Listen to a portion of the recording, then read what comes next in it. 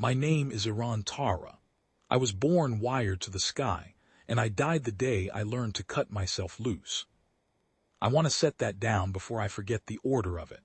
Old men forget the order. We remember the shouting and the smoke, but we lose the chain, what came before what, who spoke before who fell.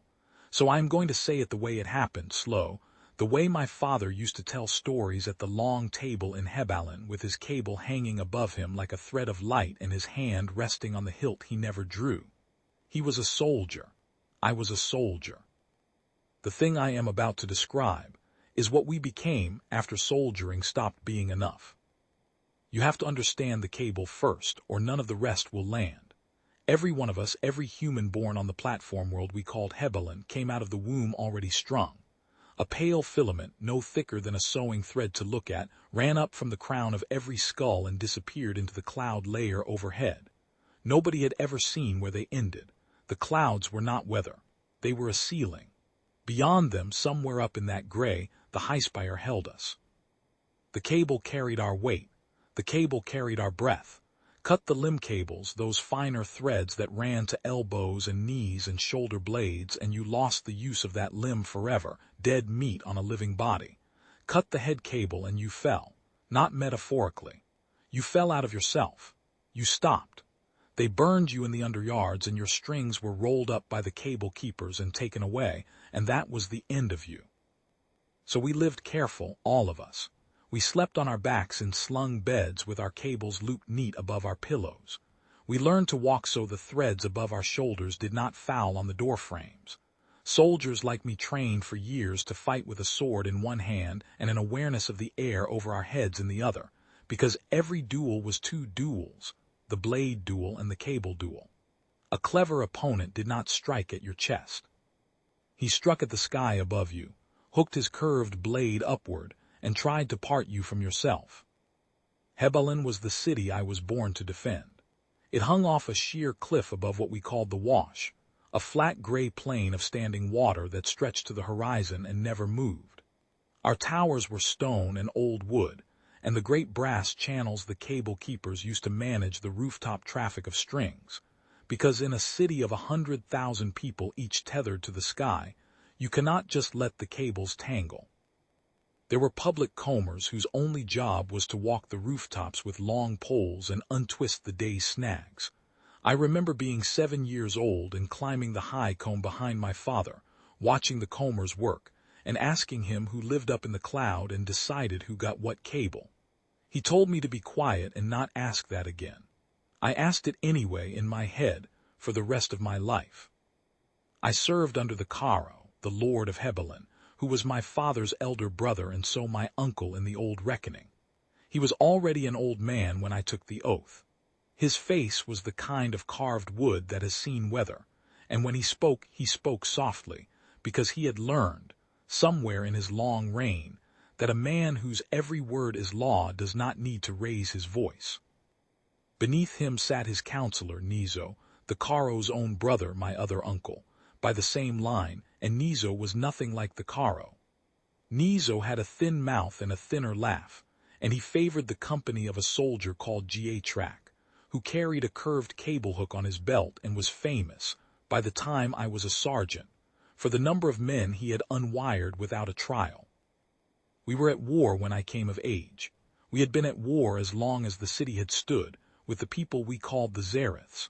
The Zareths were a tribe of nomads who lived out past the Wash, on islands of dry ground that rose from the still water like the backs of sleeping animals. The official telling was that they were a savage people, godless, who attacked our caravans and stole our metal. I had grown up on that telling. I had killed 3 Zareth men in skirmishes before I was 23, and I had not lost a night's sleep over any of them.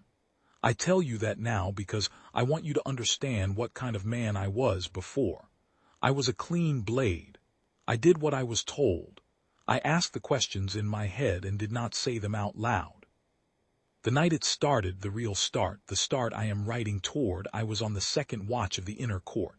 It was the dead hour when the lamps burn low and the cable shadows pool on the floor like spilled ink. I heard the Caro's chamber door slide back. I did not look. A guard does not look. You watch the room, not the man. But I heard his footsteps cross the stone, and I heard him stop in the middle of his own great hall, and I heard a sound I will carry to my grave. A single dry snap, like a violin string parting under tension, and then the soft, terrible sound of a man's full weight coming down onto a stone floor. I turned. I should not have turned, but I turned. He had cut his own head cable. He had done it with a small folding razor, the kind older men keep for trimming their beards, and the cable had whipped up into the dark of the rafters and was already gone. His eyes were open. His hand still held the razor. On the writing desk behind him was a single sheet of paper, weighted down by his ring. I read the letter before anyone else did. I knew I should not. I had no rank to read Akaro's last words, but he was my uncle and my lord, and he was dead on his own floor, and the letter was the only thing in the room I could still hear him speaking through. So I read it. He confessed. That is the only word for it. He confessed to 40 years of a war he had known the whole time was a lie. The Zareths had not started it, we had. 2 generations back, when Hebelin was younger and hungrier, our grandfathers had walked out across the wash and taken the islands one by one, killing the men and binding the women's cables to our own cable frames so they could not run home. He named the islands. He named the dates. He named the number of his own kin who had stood on those islands with swords. And he wrote, in a steady old hand, that the dream that had pushed him to take his own life was a dream of a Zareth woman holding the cut strings of her sons and asking him, very politely, when he would come down off his throne and answer for it. He could not answer for it, so he had cut his own cable instead. He asked his successor, me, he wrote, though I had not yet understood that part, to find the Zareths, to lay down arms, to confess what we had done. I had the letter in my hand for perhaps the length of a slow breath. Then Nizo walked in. I see that moment more clearly than I see the wall in front of me right now. Nizo in the door in his long gray coat, with G.A. a step behind him. Nizo's eyes went to the body. They went to the letter. They went to me. And I watched, in real time, the calculation move across his face, the way you watch a key turn in a lock from the outside. He spoke first. He said very softly, "My nephew, put that down on the desk." I am not going to lie about what I did. I put it down. I was 26 years old, and the man speaking to me was the second most powerful man in Hebelin, and my Karo was dead at my feet, and I did what I had been trained since infancy to do. I obeyed. Nizo crossed the room. He picked up the letter. He read it. He folded it once very neatly, and he held it up to the lamp until it caught, and he watched it burn down to the corner he pinched between 2 fingers. Then he dropped the corner and ground it under his boot. He turned to me. He said, "The Karo was murdered tonight by a Zareth assassin. You saw the assassin flee. You will say so to the council in the morning. Do you understand me, Iran?" G.A.'s hand was on the hook at his belt. I understood very well. I said, "Yes, my lord." That is the sentence I have replayed more often than any other in my life. Yes, my lord. 3 syllables. With them I sold my Karo's confession, and I sold the Zareths a second time, and I sold the man I had been raised to be. I want to tell you I said it because of G.A.'s hook. That is partly true. I want to tell you I said it because I was a soldier and soldiers obey. That is also partly true. But the deepest truth is that I was afraid in that moment of being unwired, of having my cable cut and falling out of my own life. I had spent 26 years believing the cable was what I was. I could not yet imagine a man without one. By morning, the city was at war. Nizo moved fast. He had clearly been ready a long time, the way men are ready who have been thinking about a thing for years and waiting only for an opening. He gave a speech from the high comb. He held up a curved Zareth blade. Where he got it I never asked, and he said the Karo had been struck down in the night by treacherous hands across the wash, and that the boy heir, the Karo's true son Hal Tara, would lead the army of vengeance personally. Hal was 18. Hal was a clever, quiet boy who had spent most of his life in books and on the practice floor and had never killed anyone.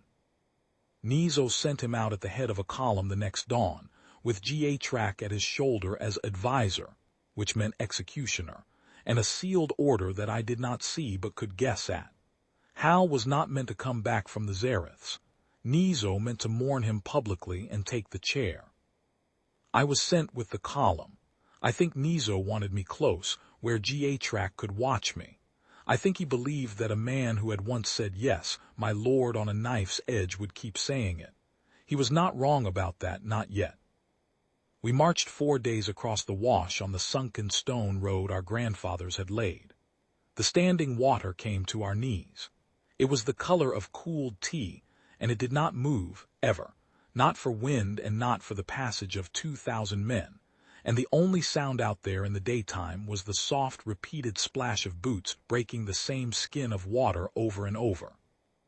Our cables ran up into the low gray ceiling and disappeared, and at night, when the lamps were lit, you could see them faintly catching the light, a forest of bright threads tethering an army to the sky. I remember thinking, on the second night, that we looked less like a column of soldiers and more like a herd of beasts on long, long leads. I had not had that thought before. The Caro's letter had put it in me, and it was growing. On the third night, a young trooper in my section, a boy of 19 named Velen, who had been my own corporal's brother, woke up screaming. He had rolled in his sleep and tangled his head cable in the lamp pole over his bunk. By the time we got to him, the cable was twisted 3 full turns around the pole and pulled tight, and Velen was on his knees in the shallow water with his hands at his throat, choking on a thread he could not see and could not touch. It took us a quarter hour to untwist him. We had to lift the lamp pole out of its iron foot very slowly and turn it the way you turn a key, while Velen held still and breathed in shallow sips and tried not to cry. When we were done, he sat in the water and shook. G.A. rode past on his way to the picket line. He looked down at Velen. He said, "If you can't keep your string clear, lad, the Zareths will keep it for you." Then he laughed, the small dry laugh, and rode on. I stood there in the dark with the water at my shins, and I thought, for the first time in my career as a soldier, that there were perhaps 2 enemies in this column, and only one of them was on the other side of the wash. On the 4th day we sighted the first Zareth island. It was nothing like the savage outpost of the stories. It was a careful settlement of low stone houses and racks of drying fish and gardens kept in clever steps up the slope. There were children. There were old women combing one another's cables. There was a man teaching a boy how to mend a net, and the boy was laughing. I stood at the edge of the column and looked at them, and I felt, for the first time, the full weight of what my grandfathers had done, and my father had not stopped, and my Caro had finally, too late, tried to name. We hit them at dawn. I will not pretend I did not raise my sword. I did. I was still wearing the uniform and standing in the line and breathing the air of a man who has not yet decided what he is. I cut down a Zareth fisherman who came at me with a fish knife. He was older than my father. I cut his arm cables first, the way we were trained, and his arm went dead, and then I took his head cable and he fell. He looked up at me with a kind of surprise. An honest man wears when an honest man is killed by another honest man for no reason either of them can name. His wife came out of the door behind him. I remember that more than I remember him. She did not scream. She did not run at me. She walked over to where her husband had fallen, and she sat down beside him in the dust, and she put her hand on the side of his face the way you put a hand on a sleeping child to be sure it has not got too warm. She did not look at me at all. I was not even a thing in the room she was in. I have been in many fights since, and I have killed men who came at me with proper soldiering, and I have not minded those killings the way you would think I should. The fisherman is the one I cannot put down. His wife sat with him. She did not look up. We moved on. Hal Tara, our prince, our boy Caro, was at the center of the line. I saw him cut down a Zareth warrior in fair combat. I saw him hesitate over a Zareth girl no older than 15, with a sling in her hand, and I saw G.A. step up behind him and take her with the hook, casually, the way a man swats a fly. Hal looked at G.A. Hal did not yet know what G.A. was, but in that look I saw the beginning of his knowing. We took the island by noon. We bound the survivors at the wrists and cinched their head cables to a single thick line that we wound back onto our cable frames. That was the old way. That was how the war had been fought for 40 years. You did not just kill a Zareth. You captured their cable and you took it home and you used it. The cable keepers in Hebalen would render it down and reissue it as repair filament for our own broken threads. Their lives kept ours alive. I had known this all my career. I had never let myself think about it. The Caro's letter had named it. I could not unname it now. The under-officer in charge of the cable frames that day was a man named Borm, who had been a friend of mine when we were boys, and had taken to the keeper's work in the way some men take to dogs. He moved down the line of bound prisoners with the casual rhythm of a man clipping a hedge. He did not look at faces. He looked at threads. He measured each captured cable with a small brass gauge, marked the length with a charcoal stub on the cable itself, and wound it onto the frame at the proper tension. He was whistling. I had heard him whistle that same tune at a wedding once. I stood at the edge of the work and watched him do it, and I thought, this is the texture of the lie, not the speeches in the high comb, not the proclamations from the council. This, a man whistling at a frame, a brass gauge in a leather sleeve, a piece of charcoal that has done this same job for 40 years and is worn down to a stump. The lie was not a single voice. The lie was an entire profession. There was a Zareth woman in the line of prisoners who would not stop watching me. She was tall and dust-colored, and her left arm hung dead, G.A.Track's work, in the first minutes of the raid. Her name, I learned later, was Zeta. She watched me the way a wolf watches a man it has decided not to run from. When the column began to move out, she spoke to me in our language, with no accent at all. She said, "Your Caro is dead." I said nothing. She said, "He sent a letter." I felt the ground tilt. The Caro's letter had burned in Nizo's hand. There was no copy. There could not be a copy, unless... She said, "He sent a letter through the cables. 3 nights ago, to our elder. He confessed. He asked us to come down and talk.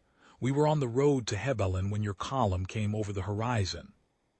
It is hard to describe what that did to me.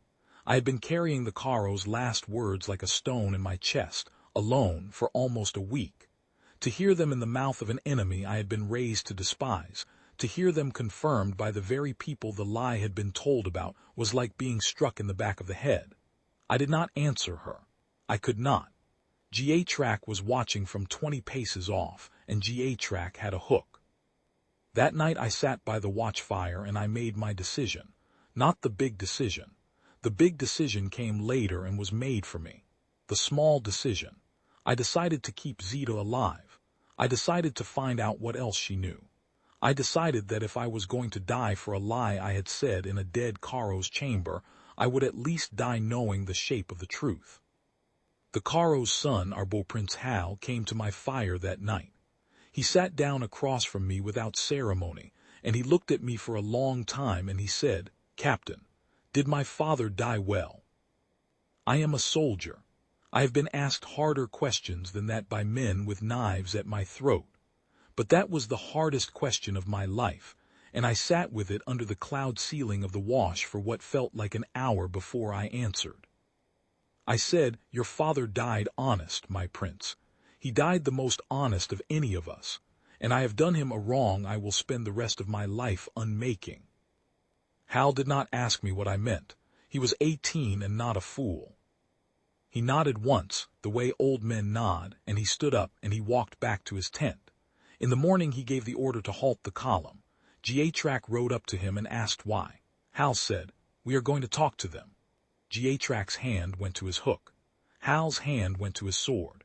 They looked at each other across the necks of their horses, and for a long moment I thought we were going to have the whole thing out in the middle of the wash with the Zareth prisoners still in our cable line. G.A.Track smiled. G.A.Track was patient. G.A.Track said, "Of course, my prince," and he rode away to send a bird back to Nizo. The bird never reached the city. I shot it out of the sky myself with a hunting bow at 200 paces in the failing light, and I told no one I had done it. That was the first thing I did against Nizo. It felt like nothing. It felt like everything. We rode on. The Zareth's main settlement was a day farther in, on a high island they called the Spine.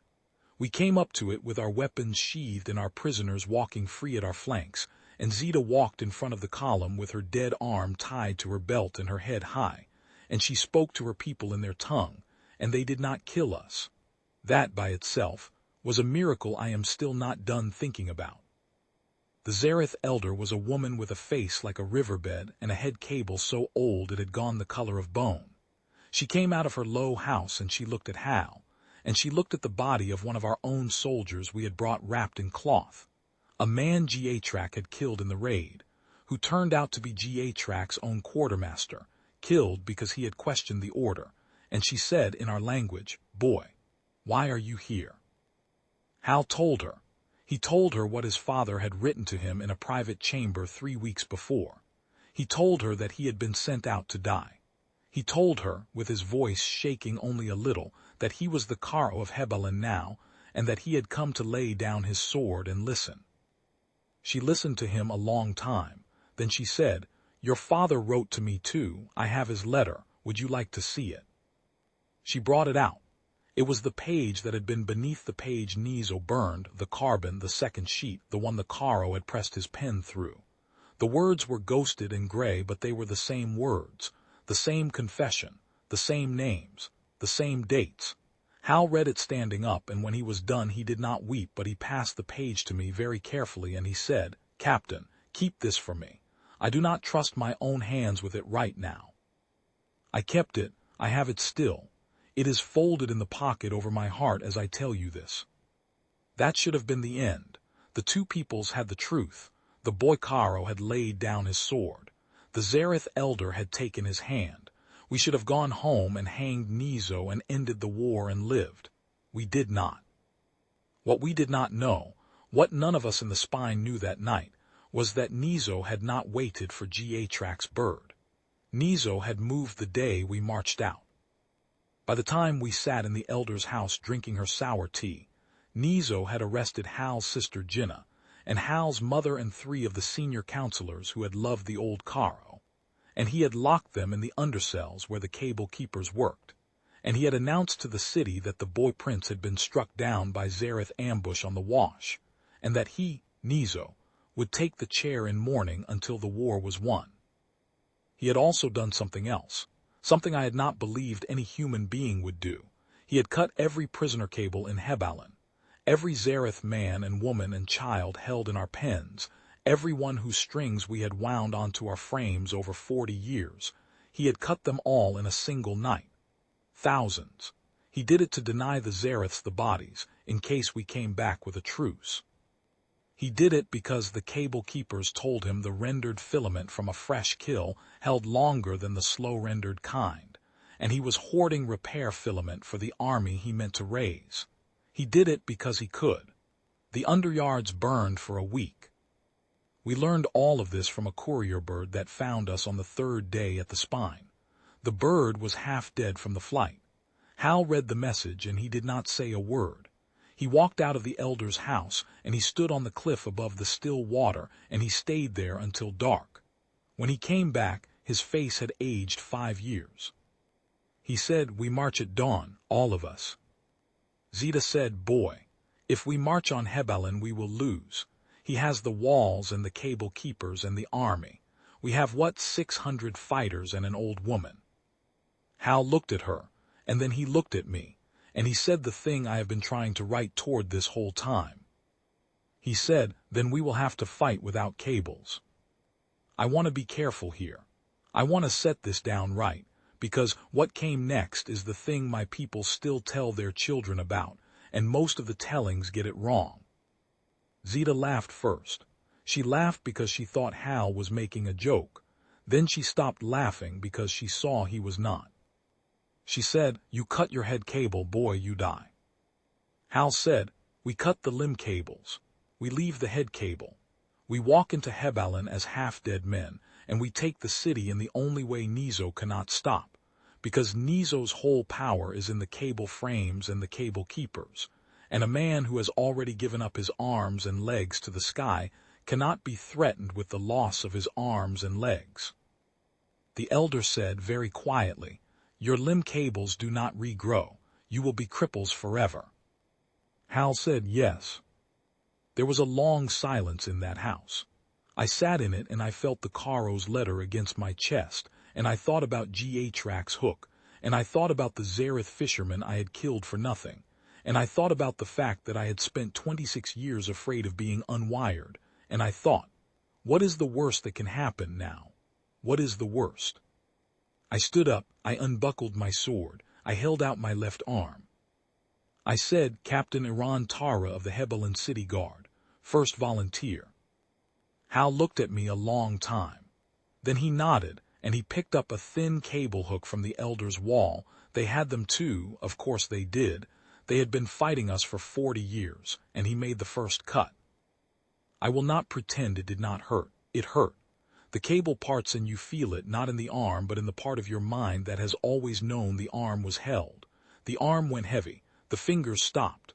I made a fist with the hand I still had because I did not trust my voice yet. Hal made the second cut. The other arm went. Then he knelt and he did the leg cables, and I fell. I fell sitting, not falling because the cuts were clean. But I sat there on the elder's floor with my head cable still running up into the cloud and my limbs heavy as wet sacks at my sides, and I was alive. I was alive and unwired and alive. Zita was the second. She had less to lose. G.H.Rack's hook had already taken her left arm, but she gave up the other 3, and she sat down beside me and she said, "Hebelonian, what does it feel like?" I said, "Quiet." That was the truest word I had ever spoken in my life. Quiet. The constant small awareness of the strings, the way every soldier learns to feel the air over his head, gone. I had not understood until that moment that I had been listening to those threads my whole life. They had hummed. They had pulled. They had been a voice in my body I had mistaken for my body. With 4 of them gone, that voice was 4/5 quieter. I could hear my own thoughts. I could hear them clean. The third volunteer was the elder's grandson, a boy of perhaps 14, who would not look at his grandmother while she did the cuts on him. The fourth was a Hebelonian sergeant from my own section named Oler, who had a wife in the city and 3 children, and who said before the first cut, "Tell my Marta it was not because I did not want to come home. Tell her it was because I did." The 5th was a Zareth woman whose name I never learned. The 6th was a boy who tried to volunteer twice and was sent away both times by the elder because he was too young. He sat in the corner and cried, not because he had been refused, but because he had wanted it and could not have it, and I have never since seen a child want a hard thing so plainly. We cut 300 of them over the next 2 days. Every volunteer. Hebelonian deserters, Zareth warriors, the elder's own grandsons. 300 men and women sat on the ground and lost the use of their arms and legs, and were lifted onto wheeled boards the Zareths built fast out of their fishing rack timbers. 300 living half dead. We strapped weapons to the stumps of our arms with leather and wire. We learned to roll the boards with our chins and our shoulders. And where that was not enough, we had cable-hole comrades behind us, pushing, the way you push a wheelbarrow. The first day on the boards was the worst day of my life. I want to be plain about that. I had been in 3 sieges and a long winter campaign and the slaughter at the 2 bridges, and none of those came close. Not the pain settled. The shame. The waking at dawn and reaching for your sword with a hand that does not move, and finding only the wired stump that holds the wired blade, and remembering again what you did to yourself on purpose, in a room full of strangers, because a boy you had only known for a month had asked you to. I sat on my board on the 3rd morning and I wept, not loud, the way old soldiers weep, with my mouth shut and my face turned away. Zita rolled up beside me. She did not say anything. She put her one good hand on the back of my neck and held it there for the length of a long breath, and then she rolled away. That was the kindness of the unwired. We did not speak much. We did not need to. We had all done the same thing for the same reason, and there were no words that improved on the doing. We came back across the wash like that. 300 carts in a column, and Hal Tara, the only cable-hole soldier at the head of it, walking on his own 2 legs because we had refused to let him cut. He was the boy Caro. He would be needed whole at the end. He fought us on that for a day and then he gave in. He walked at the head of the column and he wept more than once, where he thought no one could see. I will tell you what Hebelin looked like the morning we came home. The cable keepers saw us first. They were up on the high comb at dawn, doing their work, and one of them looked out over the wash and saw the column of carts and the 300 carved-down soldiers strapped into them, and he understood, faster than any of us would have credited a cable keeper to understand, what he was seeing. He understood that the threat had changed. A cable keeper's whole power was the threat of the cut. The whole architecture of Hebelin, the rooftop combs, the cable frames, the underyards, was built on the assumption that a man would do anything not to be unwired. And here was a column of 300 men and women who had unwired themselves on purpose, and were rolling toward the gate with swords strapped to dead arms, and were laughing. That was the part the cable keepers had not been ready for. We were laughing, not all the time, not in a way that meant we were not afraid. But there was a kind of laughter that came out of us on the long road back, a low, dry soldier's laughter, and it came from a place I had no name for then, and I have only a small name for now. It was the laughter of men who had given up the worst thing first, on purpose, and had nothing left to be threatened with. G.H.Rack's hook was a child's toy to us. Nizo's whole rule was a child's toy to us. We had cut ourselves down to the bone, and the bone was still walking. The cable keeper on the high comb dropped his pole and ran. By the time we reached the gate, half the city already knew. Word had moved faster than our carts. Old soldiers came down out of the tower barracks and saw us, and saw what we had done, and saw it was not a trick. Some of them put down their weapons. A few of them sat down on the stones of the gate yard and began to cut their own limb cables there, in the open, in front of us, weeping, because they had served Nizo and could no longer bear the smell of the underyards on their own coats. We did not stop them. Hal walked past them with his head bowed. Nizo had pulled his guard inside the palace by then. He had G.H.Rack with him, and 100 picked men, and the city's whole reserve of repair filament, the rendered cable of every Zareth he had murdered the week before, wound onto the great frames in the inner court. He meant to make a fortress of it. He meant to use the threat of cutting his hostages' cables to force Hal to a parley. He meant to win the only way he knew how to win, which was with the knife at the throat of someone else. He had not understood yet what he was facing. We went in at noon. I rolled in the second rank, sword wired to my right stump, a Zareth fighter named Ciro pushing my cart with his shoulders because his own arms were gone. Hal was on foot at the head, with Zita beside him on a cart. The palace guard met us in the long colonnade. They were good soldiers. Some of them I had trained. They came at us with cable hooks first, because that was the doctrine: disable the limb cables, then the head, then the kill, and the hooks found nothing but air. Our limb cables were already gone. There was nothing to cut. They tried to adjust. They tried to go for the head cables, but our boards were low, and the angle was wrong, and we were fighting up into them with blades wired to our forearms while their hooks fished above us for threads that were not there. I want you to picture it. A colonnade of pale stone with the cable shadows pooling on the floor and the lamplight burning low, because it was still only just past noon, and the high windows had not yet caught the sun. The palace guard in their gray tunics with their hooks raised the way they had been trained to raise them for 40 years, scanning above the helmets of the men in front of them, looking for the thin pull of a head cable. And coming at them, low and fast and silent, 300 boards on greased wheels with blades wired to their fronts like the plows of small boats, and on each board a man or a woman whose own cable shadow had been gone for a week. The hooks looked over our heads. They went on looking. They did not look down until the blades were already at their knees, and by then it was too late.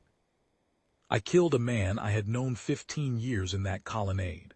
I cut him across the belly from the cart, the way I had practiced on rolling stumps in the wash for 2 weeks, and he went down looking surprised. He had been a friend of my father's. I will see his face when I die.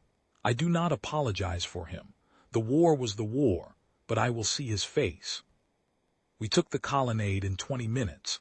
We took the inner court in 40 more. The palace guard broke when they understood. Some of them ran. Some of them sat down. A few of them turned their hooks on themselves, on their own limb cables, the way the gate yard soldiers had done. There is no fighting an enemy whose worst fear is already behind him. We had taken it with us. We had made it the floor of our lives. G.A. met me in the cable court. He had run from Hal, who was breaking through into the throne chamber, and he had come down the back stair to where the great cable frames stood, and he had thought, I imagined, that he would set fire to them. He was holding a torch. He saw me on my cart. He laughed. He said, Iran. They sent the cripple.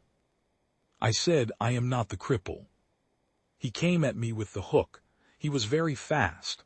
The hook caught the back of my cart and tilted it, and I went over sideways onto the stone, with my dead arms under me and my one good sword stump pinned. He stood over me. He brought the hook up. He aimed for my head cable. What he had not seen, because he had been a cable keeper's instrument all his life and could not see anything else, was that Ciro was behind him with a fishing net. The Zareths use nets the way we use shields. Ciro threw it from his own cart, over G.A.'s head, and the net came down and tangled G.A.'s head cable with his own arm and G.A.'s own hook. G.A.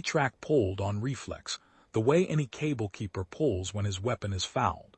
He pulled too hard. He pulled his own head cable into the curve of his own hook. He cut himself. He did not even know he had done it until he tried to take a step, and there was no step. He went down. He went down at my side. He looked at me with the same surprised face the Zareth fisherman had worn on the island, and I thought, that is the face of a man who has lived by the cable and dies by it, and I am going to spend the rest of my life trying not to wear it. I got up, Ciro got me up, and we rolled on into the throne chamber. Hal had already taken Nizo. I want to be honest about that part too.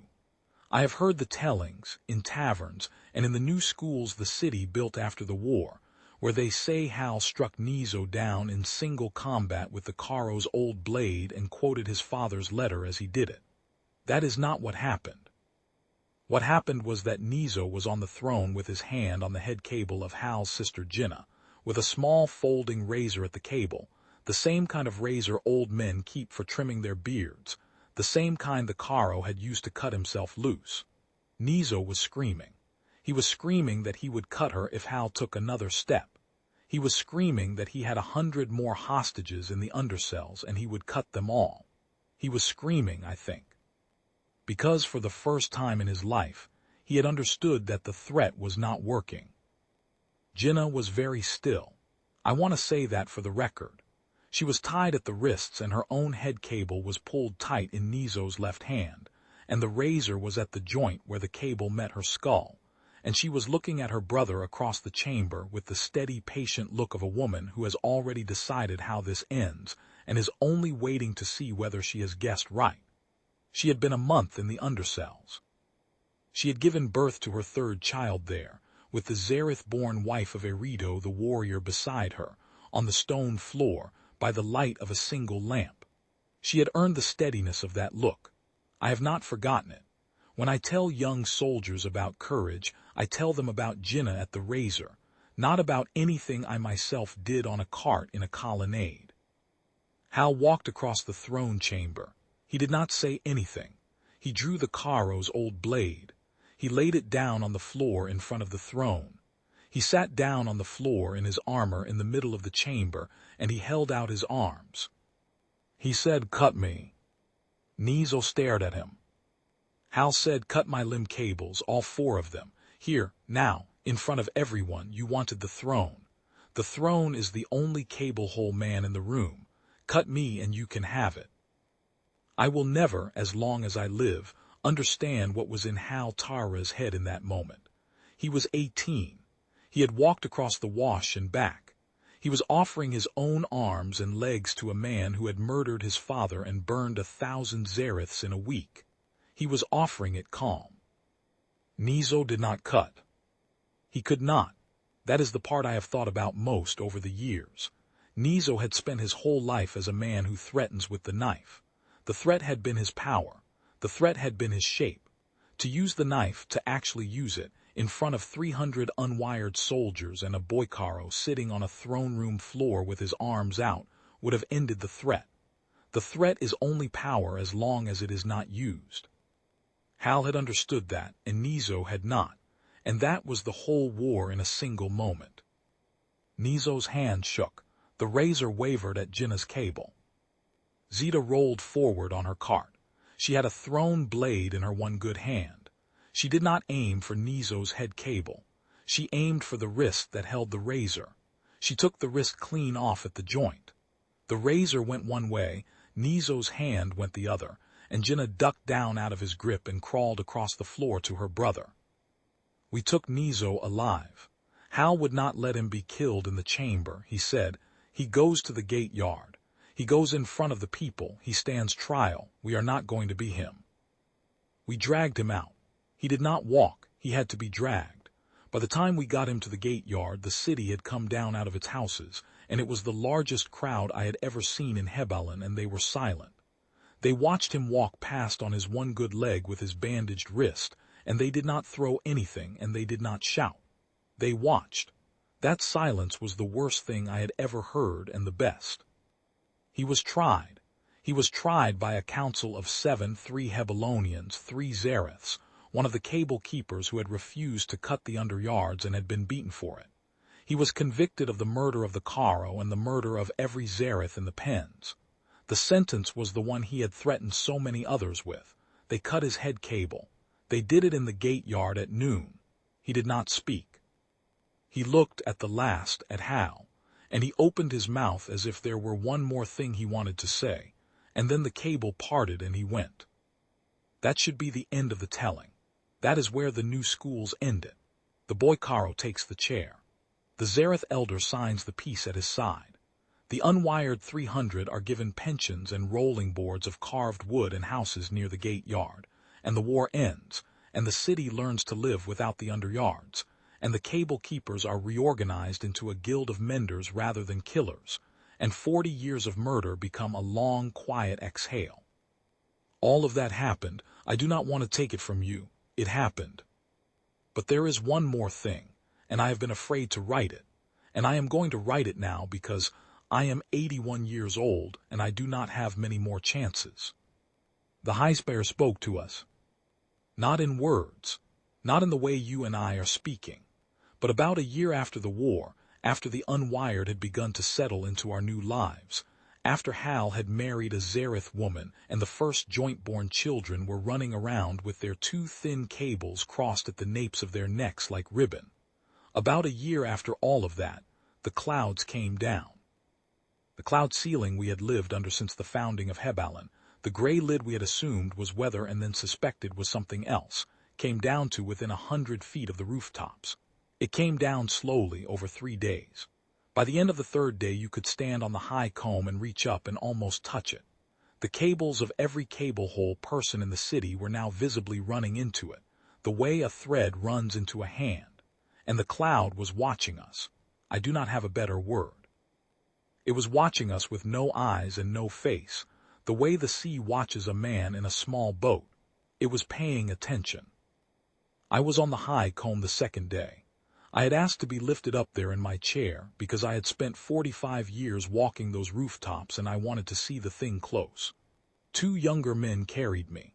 The cloud was perhaps 200 feet above my head when they set me down by the rail, and I could see, for the first time in my life, that the underside of it was not flat. It had a texture. It had what I can only describe as a slow inward breathing, the way the surface of a deep pond breathes when something large is moving below it. There were shapes inside the gray, not faces, not bodies, long pale shapes that moved with the deliberation of fish in winter water, and where they passed near the surface the cables of the cable hole below stiffened, very slightly, as if pulled. I watched one of those shapes drift across the city for nearly an hour. I watched it pass over a cable-hole woman selling fish in the gate yard, and I watched her hand pause, halfway through wrapping a customer's purchase as the shape passed. She did not know it had paused her. She blinked. She finished the wrap. The shape moved on. I sat in my chair and I did not breathe for a long time. And we, the 300, the unwired, the carved down, we were not watched. I am going to set this down as clearly as I can. The cloud, the Highspire, whatever it was, could not see us. It could see the cable hole. It paid them a kind of attention I cannot explain. It moved over them. It moved with them. But when its attention passed over one of us, one of the unwired, it slid off. The way a hand slides off a piece of soap. We were not in its accounting. We had cut ourselves out of its accounting. For 3 days the city was very quiet. The cable hole walked carefully. The unwired watched. On the morning of the 4th day, the cloud rose. It went back up to where it had always been. It has been there ever since. It did not speak. It did not threaten. It did not punish. It simply showed itself for 3 days and then went home. I have thought about that for 53 years. I have thought about it more than I have thought about G.A.Trak's face, or Nizo's wrist, or the Zareth fisherman I killed for nothing on his own island. And here is what I have come to. For whatever it is worth, from an old soldier on a wheeled board in a sun-warm room with a folded letter in his pocket. I think the Highspire was a tenant. I think it had been living off us, in some way I do not understand and probably could not understand, through the cables. I think it had been feeding on something we had, attention, or breath, or grief, or the particular quality of a human life lived inside a fixed leash. I think the war between Hebalin and the Zareths, and the underyards, and the rendered filament, and Nizo's whole architecture of fear, I think all of it was useful to it, in the way a farmer's plow is useful to the farmer. We were the field. And I think, when 300 of us cut ourselves out of the field, the farmer came down to look. I think it looked at us for 3 days, and it did not understand what it was seeing, and it could not eat us, and it went away. And I think since then it has been feeding more carefully. I think there are fewer cables in the cloud than there used to be. I think the new joint-born children with their 2 thin cables are perhaps the last generation that will be wired at all. I have grandchildren. They run on their own feet. None of them has a cable. Nobody alive can tell me how that happened, and the Cable Keepers Guild, which is now a school, has stopped asking. I am going to put the pen down soon. My one good arm is tired. The Zareth woman who tends me is calling me from the next room, and the bread is on the table, and I have been writing too long. I will say this last thing. We won the way humans win, not because we were stronger, we were not. The Highspire could have squeezed us all dead in an afternoon if it had been the kind of thing that knew how to squeeze. We were not braver either. Hal was braver than any of us, and Hal was one boy. We won because, when the threat against us was the loss of the cable, we chose to lose the cable first. We took the thing they meant to take from us, and we took it on our own terms, and we walked into the throne chamber with our arms wired to our sides and our heads still attached, and we said, "Here is what is left. Try and take it." The aliens, and I am old enough now to call the Highspire what it was, an alien thing, a thing not of us. The aliens did not understand that. They could not understand it. They had been farming a species they thought they knew, and the species turned out to be the kind of species that will cut off its own arms to spite the harvest. That is the part the tellings get right, and the part the tellings cannot quite explain. A man who has already given up the worst thing has nothing left to be governed by. A city of such men cannot be ruled from above. A world of such men cannot be eaten. I think about the Caro sometimes. He cut his cable in his own chamber at 3 in the morning alone with a small folding razor because he could not bear what he had done. He was the first of us. He did not know it. He thought he was ending himself. He was teaching us how to begin. I have his second letter still, the one the Zareth elder kept, folded in my pocket. I am going to put it in the box with this one when I am done. My grandson will find them both after, and he will read them in whatever order he likes. He is 6 years old. He does not have a cable. He does not know what the word means. He came in here yesterday with a fish he had caught himself, off the new pier the unwired built where the gate yard used to be, and he held it up and asked me if I wanted it for supper. I said yes.